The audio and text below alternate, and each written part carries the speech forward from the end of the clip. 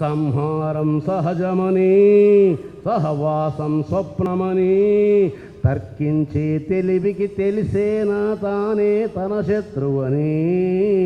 చలరే చలరే చల్ చలరే చలరే చల్ చలరే చలరే చల్ చల్ ధీరుడికి దీనుడికి కంటి తడి ఒక్కటే వీరుడికి చోరుడికి అమ్మ ఒడి ఒక్కటే పుట్టుకతో చుట్టరికం గుర్తించదు నాగరికం తరతరాలుగా అంతరాలు ఎందుకు ఎప్పుడు మనమడగం అప్పుడెప్పుడో ఆటవికం మరి ఇప్పుడు ఆధునికం యుగ యుగాలుగా ఏ మృగాల కన్నా ఏం ఎక్కువ ఎదిగా చలరే చలరే చల్ చలరే చలరే చల్ చలరే చలరే చల్ చల్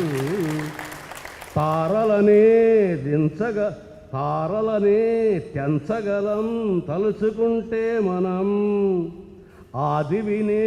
దించగలం తెలివితో తక్షణం రాముడిగా ఎదగగలం రాక్షసులను మించగలం రకరకాల ముసుగులు వేస్తూ మరిచాం ఎప్పుడో సొంత ముఖం రవికిరణం చీల్చగలం రంగులుగా మార్చగలం మనమనేకమైన మమేకమై మనగలదా మనిషితనం. ఇందులో ఏ ఒక్క సెంటెన్స్ కూడా సీతారామ శాస్త్రి ప్రతిభా పాఠవాలను చూపించేది కాదు, మన అవసరాన్ని తెలియజేసేది.